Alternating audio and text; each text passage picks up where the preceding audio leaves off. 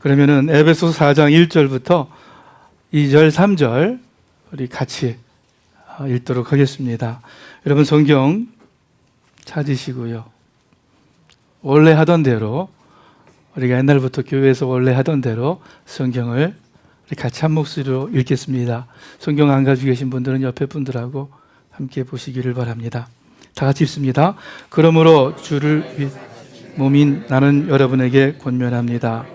여러분은 부르심을 받았으니 그를 합당하게 사십시오. 온전히 겸손하고 온유하게 행동하고 오래 참음으로 행동하되 사랑 가운데 서로 용납하고 화평에 매는 줄로 성령의 하나 되게 하신 것을 힘써 지키십시오. 아멘. 제가 다시 한번 읽어드릴게요. 그러므로 주를 위해 갇힌 몸인 나는 여러분에게 권면합니다.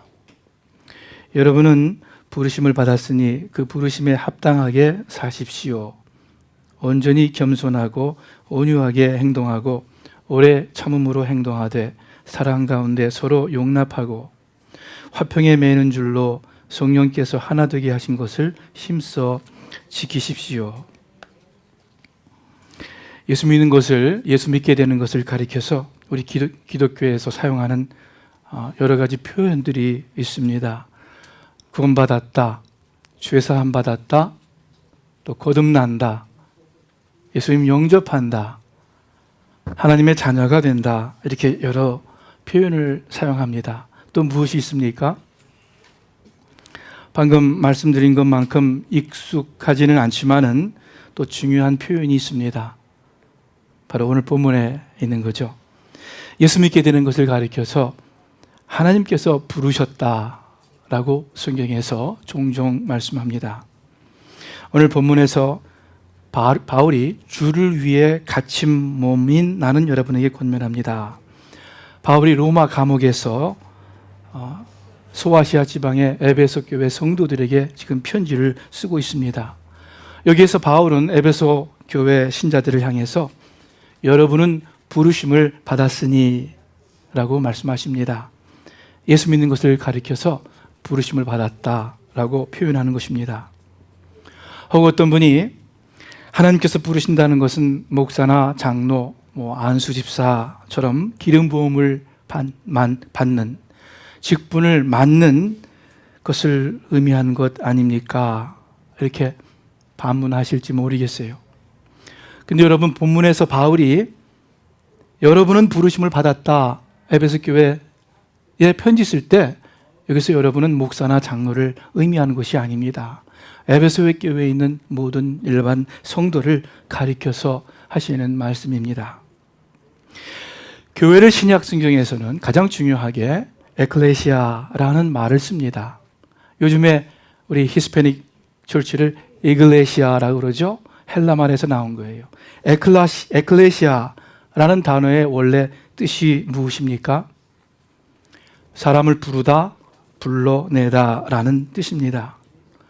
교회, 즉 성도들의 모임을 가리켜서 불러낸다라는 의미의 용어를 사용하셨습니다.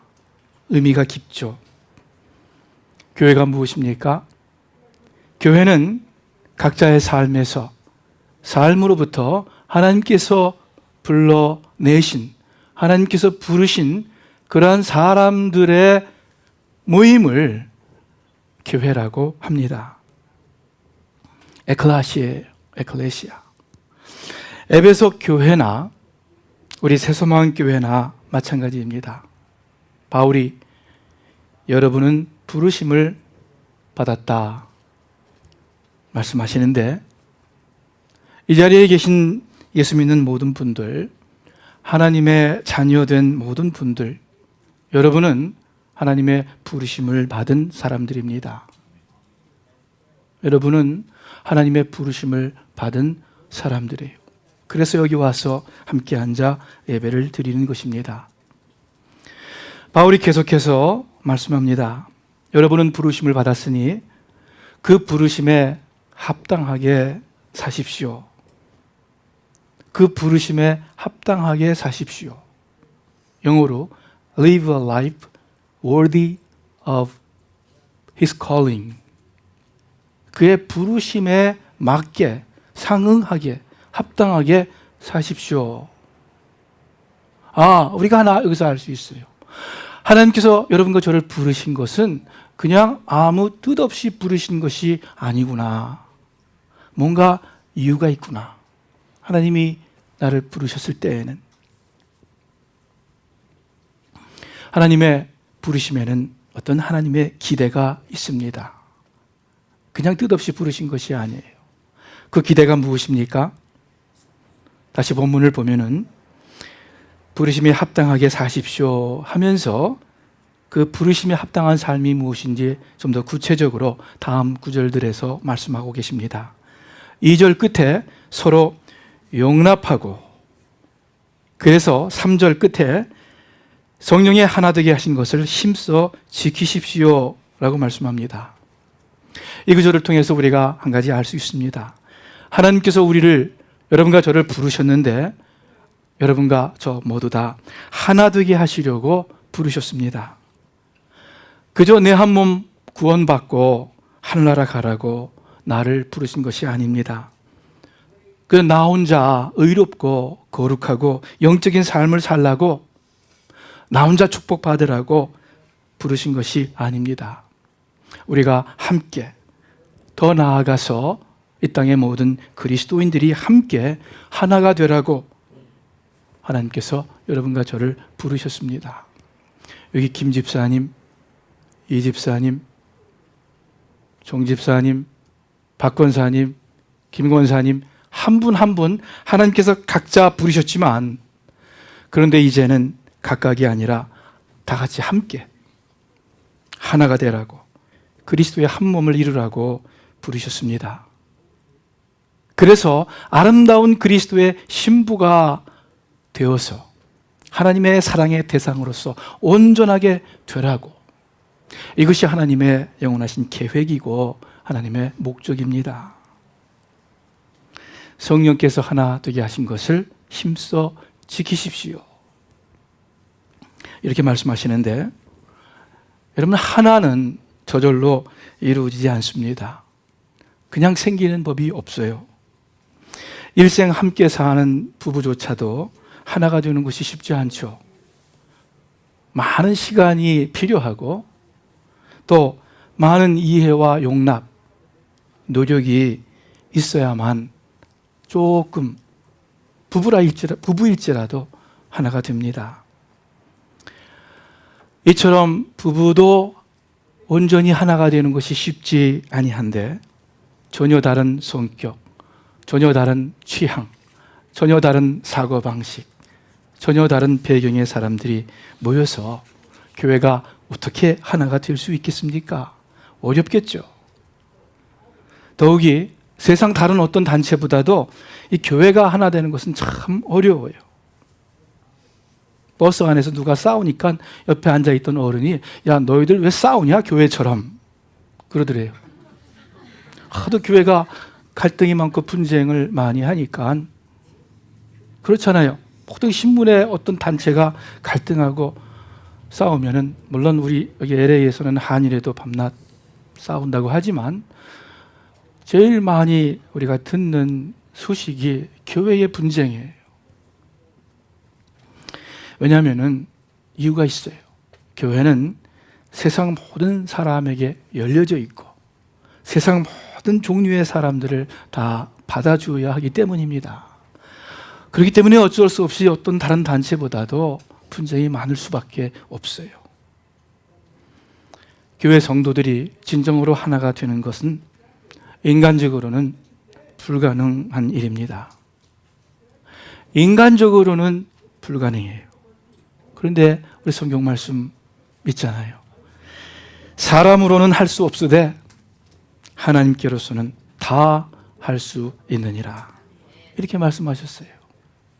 그래서 오늘 본문에서도 성령께서 하나 되게 하신 것을 너희가 힘써 지키라, 이렇게 말씀하고 있어요. 여러분과 제가 우리 힘으로 하나 되게 만드는 것이 아닙니다. 성령의 일이라고 말씀하고 있어요.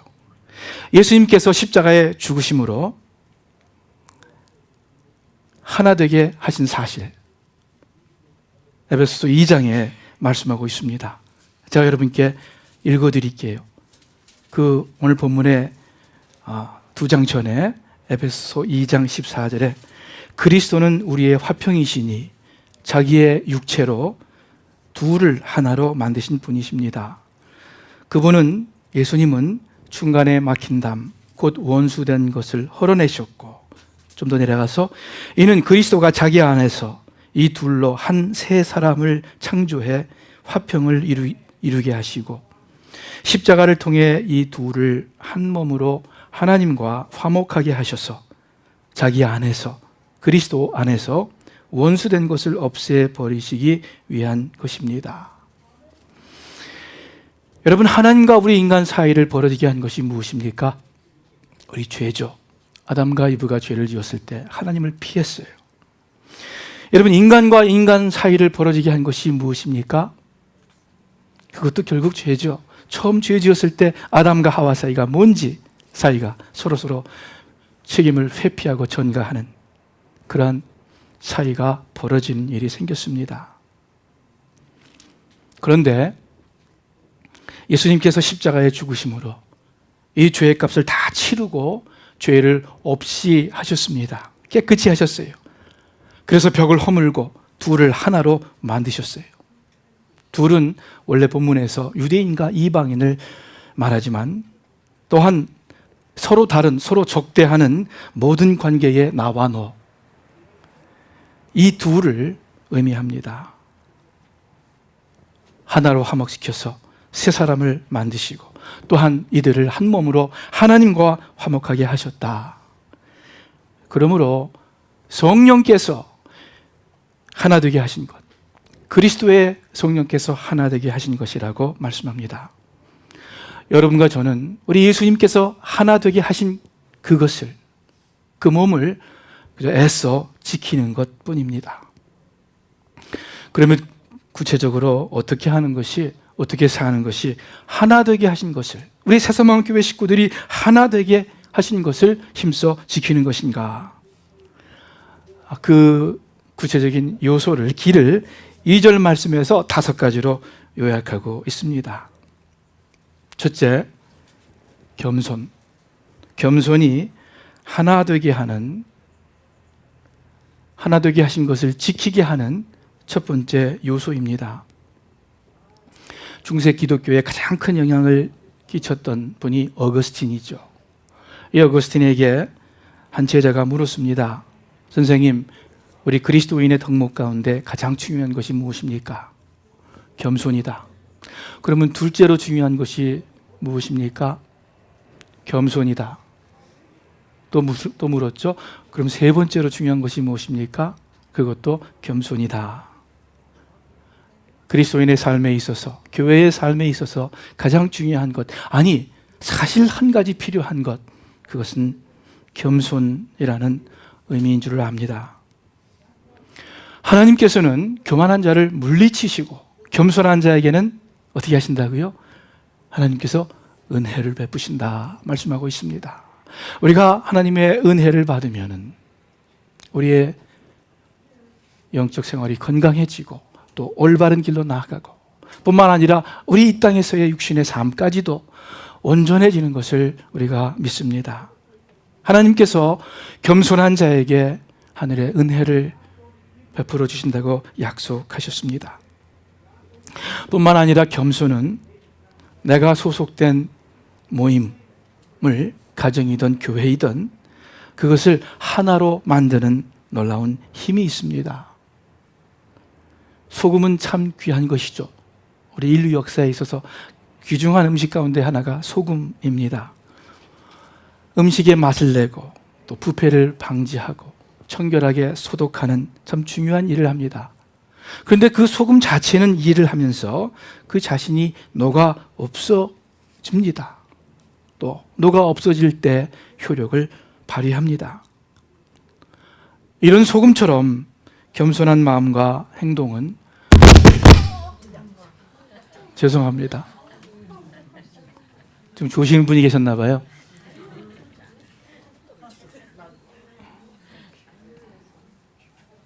이게 아마 제가 이렇게 손으로 눌렀는지 접속 불량했나 봐요. 이런 적이 한 번도 없었는데. 이 테크닉이 참 좋은데 또한 이렇게 안 좋을 때도 있습니다. 여러분 죄송합니다. 이제 잠 깨셨죠? 네.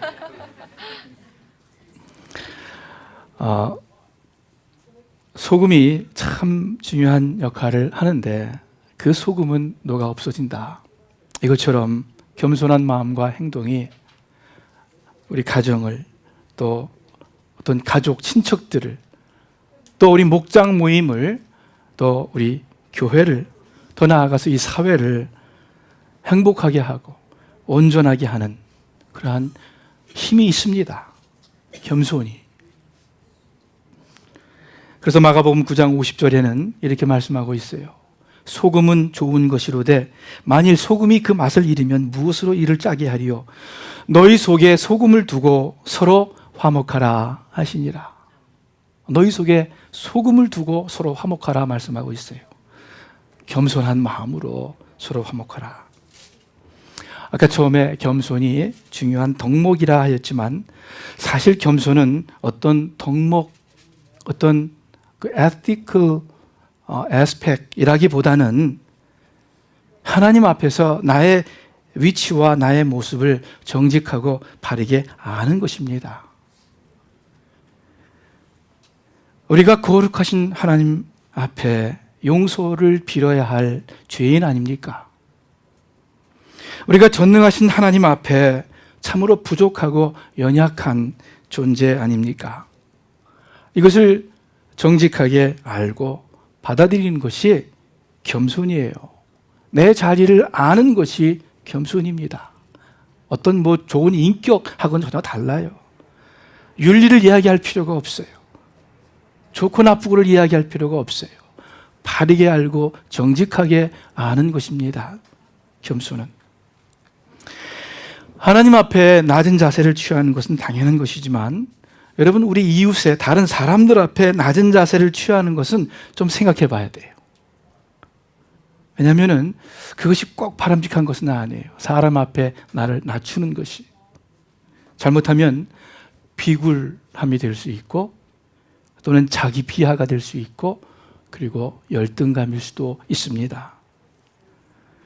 그러면은 하나님 앞에서는 우리를 낮추는 것이 너무나도 당연한 것인데, 겸손의 자세인데 우리 이웃 사람 앞에서는 어떤 것이 겸손한 것인가?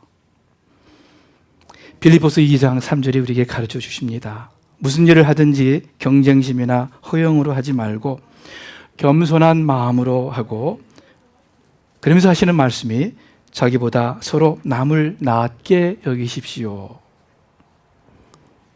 남을 낮게 여기십시오. 겸손하기 위해서 다른 사람 앞에서 나를 낮출 필요 없습니다. 남을 나보다 낮게 여기는 것이 길이에요. 그것이 비결이에요. 우리가 서로 형제 자매에 나보다 나은 점을 보고 appreciate, 존중할 때에 그때 그것이 겸손이고, 그리고 그 겸손이 성령의 하나 되게 하신 것을 지키는 아주 큰 힘이 됩니다. 두 번째, 하나 되기 위해서는 온유함을 우리가 마음 가운데 기억해야 하겠습니다. 온유는 자기 고집이나 그 건방진 것, 루드한 것에 반대되는 성품입니다. 또는 그 모진 것, 아주 저 사람 참 모질다 하죠. 그 harsh한 것에 반대가 됩니다. 그런데 이 온유라고 번역된 이 원래 헬라어의 의미는 영어로 emotion under control, 자기 감정을 컨트롤하는 것과 관계가 있습니다. 이 야생의 말이나 개가 길들여져서 인간 사회에 큰 도움을 주는 사람의 벗이 되는 것처럼 이 우리 육신의 거친 성격과 힘을 그냥 내버려 두는 것이 아니라 컨트롤하고 제어하는 것입니다. 그래서 그 힘이 가장 적당한 때에 가장 적당한 방법으로 쓰여지도록 저장하는 것. 그것이 온유입니다. 그러므로 온유한 사람은 결코 약한 사람이 아니죠. 여러분, 모세가 약한 사람입니까? 강한 사람입니까? 예? 뭐 어려운 질문이에요, 이게? 모세가 쉽게 답해 보세요. 주일학교 학생들 금방 답할 거예요. 그래서 모세 weak or strong? 강하죠. 스트롱한 사람이에요. 여러분, 모세 그림을 보면요, 스트롱하다 못해 좀 무서워요. 그죠?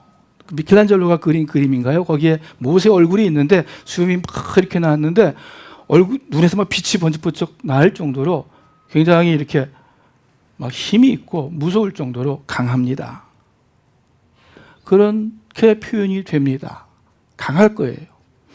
그런데 민수기 12장에 보니까 모세에 대해서 이렇게 말씀합니다. 이 사람 모세는 온유함이 지면의 모든 사람보다 더하더라. 이 땅의 모든 사람보다도 그 이스라엘 모든 다른 백성보다도 더 온유하였다. 그 강한 모세가.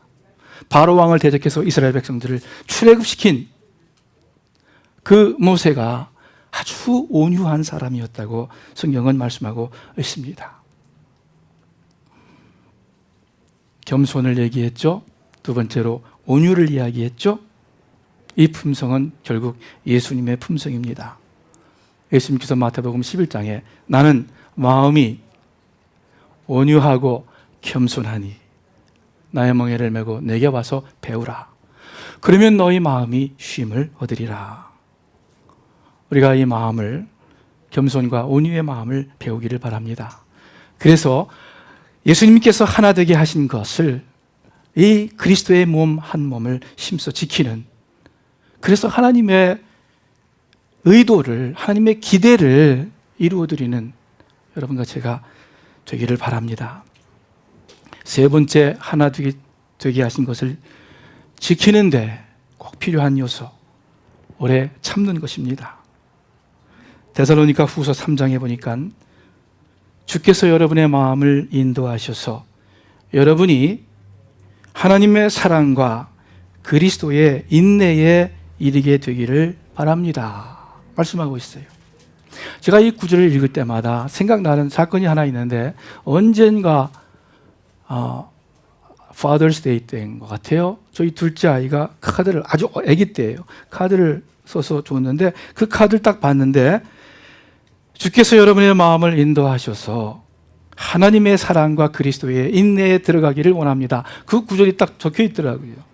뭐 걔가 쓰지 않았겠죠. 아마 선생님한테 배워서 썼을 거예요. 그런데 저에게 너무나도 맞는 적확한 말씀이었어요.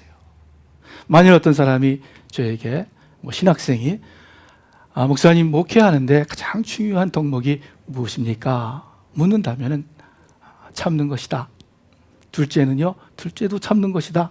셋째는요, 셋째도 참는 것이다. 어거스틴처럼 그렇게 얘기할 것 같아요. 왜? 하나님은 사랑하시고, 좀 전에 읽은 데살로니가 후서의 말씀이요, 예수님은 인내하셨다 그래요. 하나님 사랑하시고 예수님은 오래 참으셨다. 히브리서 12장에 보니까 예수님은 그 앞에 있는 즐거움, 영광을 위하여 십자가를 참으셨다.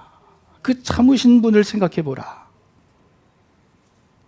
그래서 하늘에 오르사 하나님 보좌 우편에 앉으셨다. 그래서 모든 사람들을 그리스도 안에서 하나로 통일시키고 하나로 만드시고 하나님과 화목시켰다. 이렇게 성경은 말씀하고 있습니다. 예수님께서 오래 참으심으로 하나를 만드셨어요.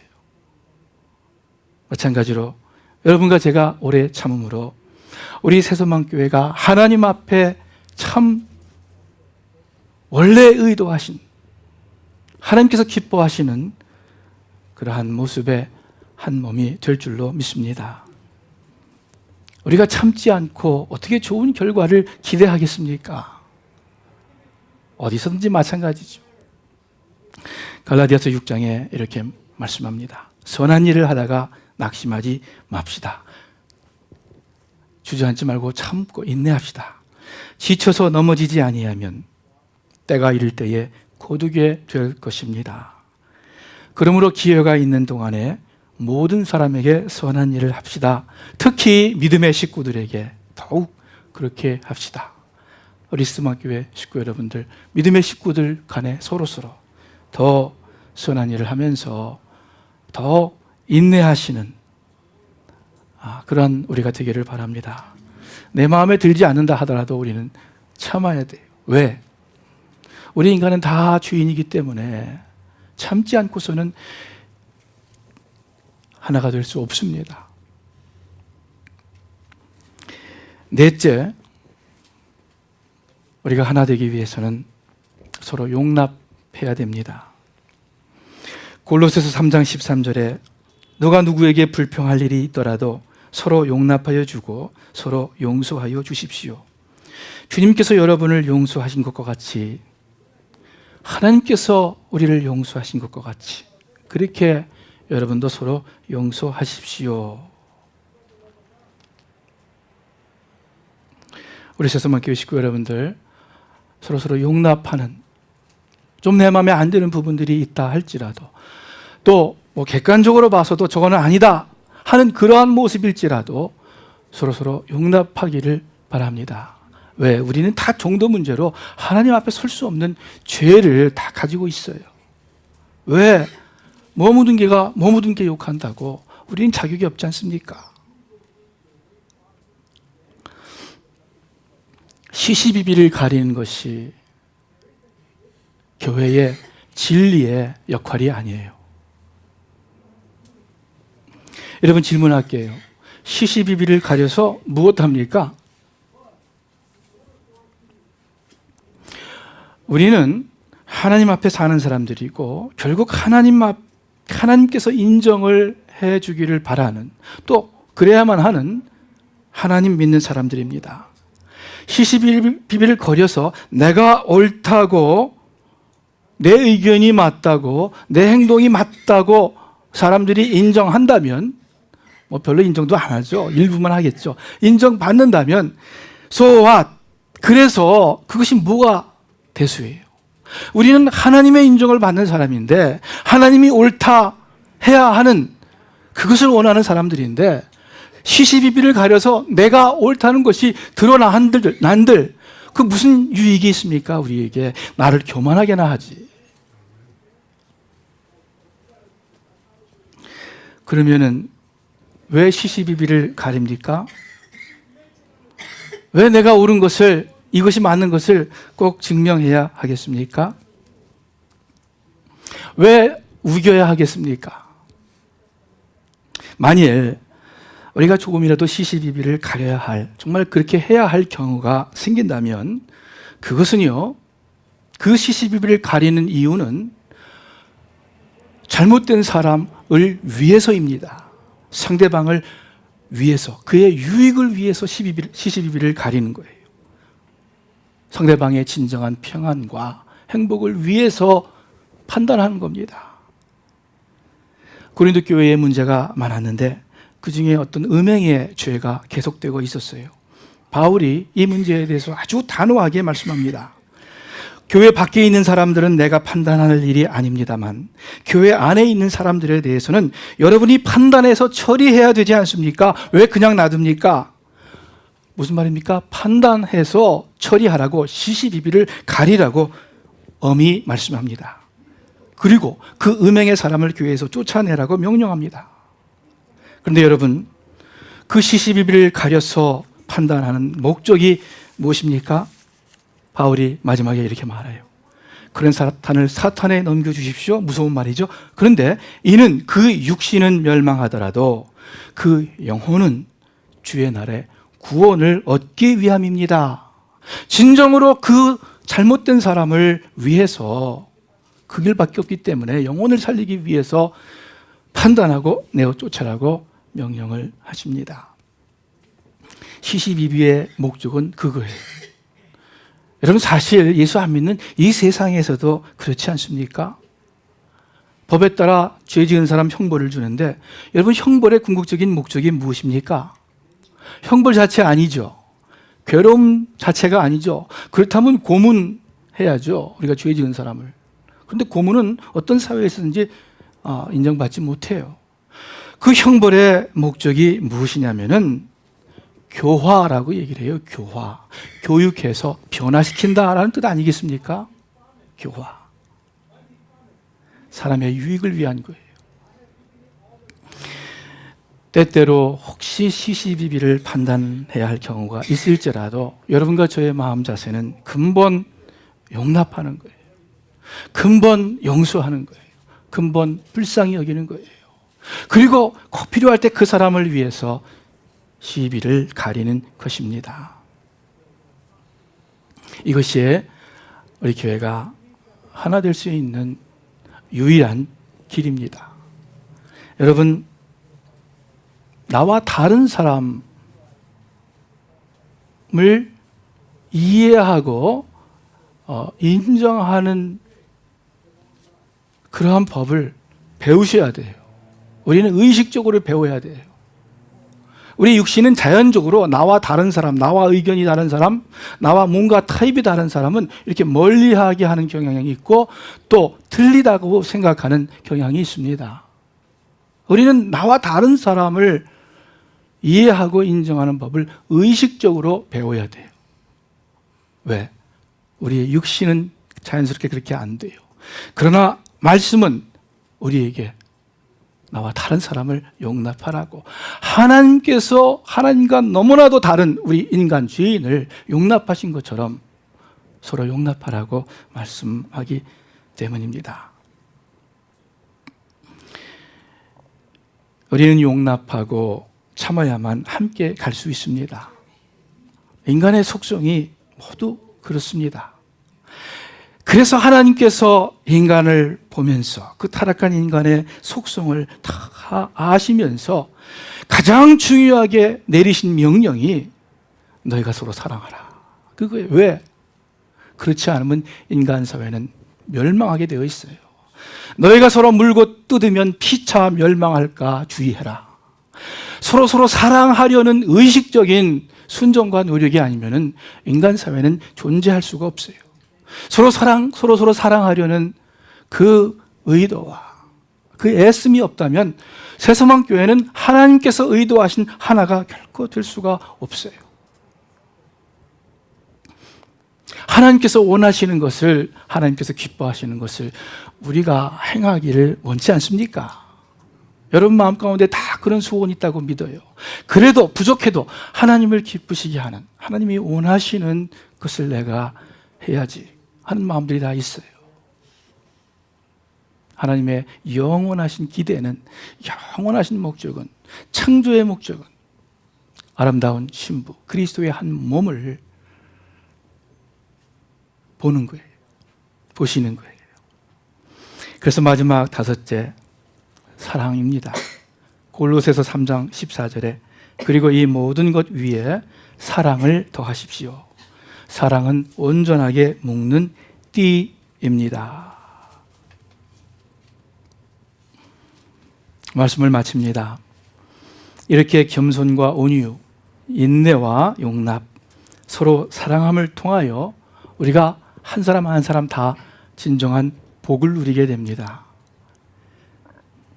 우리 본문 말씀 뒷부분에 에베소 4장 13절에 그렇게 되면 우리가 다 하나님의 아들을 믿고 아는 일에 하나가 되고 성숙한 사람이 되어 그리스도의 완전하신 충만에까지 이르게 될 것입니다. 어떤 개인을 말하는 것이 아니에요. 모든 사람이 고루고루 동등하게 그리스도의 장성한 분량에까지, 그 충만한 자리에까지 이르게 된다. 한 몸으로 하나를 지킬 때 그러한 복된 우리 모두가 되기를 다시 한번 주님의 이름으로 축원합니다. 기도하겠습니다. 하나님 감사합니다. 저희들 이렇게 함께 교제하고 그리스도의 몸이 되어서 한 떡을 뗄 수 있는, 주님의 잔에서 함께 마실 수 있는 그러한 교회로 저희들 모아주신 것 감사를 드립니다. 하나님, 때때로 힘들 때도 있지만은 오늘 주신 말씀 그대로 겸손과 온유로 또 오래 참음과 용납함으로 사랑을 하고 하나님께서 기뻐하시는 그러한 교회로 자라갈 수 있도록 인도하여 주시옵소서. 예수님의 이름으로 기도합니다. 아멘.